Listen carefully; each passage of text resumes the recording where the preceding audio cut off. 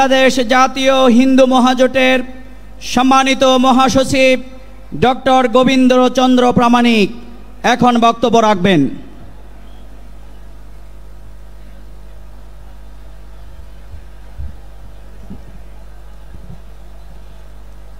জামায়াতে ইসলামী আয়োজিত আজকের এই মহাসমুদ্রে মাননীয় সভাপতি, যিনি ইতিমধ্যেই মানবিক নেতা হিসেবে খ্যাতি পেয়েছেন, শুধু তাই না, যে সময় স্বৈরাচারী শাসক জামায়াতে ইসলামের নেতাদেরকে অন্যায়ভাবে জুডিশিয়াল কিলিং করে একের পর এক হত্যা করছিল, সেই সময় এই সিংহ পুরুষ অকুতভয় নিয়ে তিনি জামায়াতে ইসলামের হাল ধরে সারা বাংলাদেশে জামায়াতে ইসলামকে সুসংগঠিত করেছেন।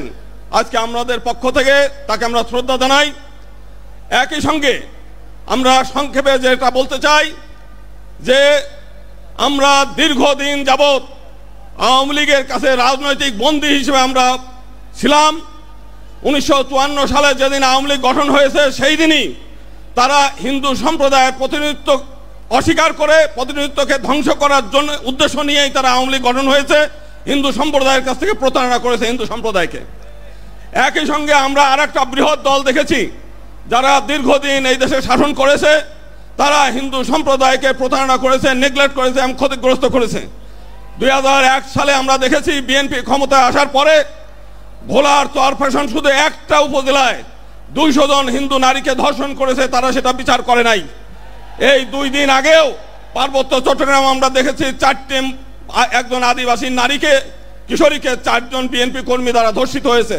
আজকে সারা বাংলাদেশে চাঁদাবাজি, সন্ত্রাস, টেন্ডারবাজি এইগুলো একের পর এক চলছে। আজকে সমগ্র বাংলাদেশের মানুষ আপনারা এখানে এসেছেন জামায়াতে ইসলামের ডাকে। জামায়াতে ইসলাম শুধুমাত্র একটা রাজনৈতিক দল নয়, এটা একটা ইউনিভার্সাল ইউনিভার্সিটি। আপনারা এখানে আসেন, শিক্ষা লাভ করেন, নীতি শিক্ষা নেন, আদর্শ শিক্ষা নেন এবং কিভাবে ধর্ম অনুযায়ী দেশ নিজের জীবন পরিচালনা করা যায় এবং দেশ পরিচালনা করা যায়, আপনারা সেই শিক্ষা লাভ করেন। আজকে রাত ভরে এখানে জেগে আছেন, আপনাদের এই আশাটা ব্যর্থ হবে না। যদি রাজনৈতিক ক্ষমতা আপনাদের নাও থাকে, আপনাদের জীবন ধন্য হয়ে গেল শুধুমাত্র এই জামায়াতে ইসলামে অংশগ্রহণ করার কারণে। আমরা আগামী দিনে আমরা বলতে চাই, একবার ফ্যাসিবাদ বিদায় হয়েছে, আবার কোনোদিন আমরা এই ফ্যাসিবাদ চাই না। এখানে জুলাই আন্দোলনের শহীদ পরিবারের সদস্যরা আছে, যদি আবারও এই দেশে পিআর সিস্টেম ছাড়া যদি নির্বাচন হয়, আবার ফ্যাসিবাদ আসবে, আবার আপনাদেরকে এই ফ্যাসিবাদ সরানোর জন্য আবার জীবন দিতে হবে, রক্ত দিতে হবে। অতএব এক দফা পৃথক নির্বাচন দিতে হবে আমাদের মাইনরিটিদের জন্য এবং একই সঙ্গে পিআর সিস্টেম ছাড়া কোনো নির্বাচন হতে দেওয়া যাবে না। এবং এটা যদি জামায়াতে ইসলাম মনে করে যে বাংলাদেশে কোনো নির্বাচন আমরা হতে দেবো না, জামায়াতে ইসলাম সেটা পারে। সবাইকে অনেক অনেক ধন্যবাদ।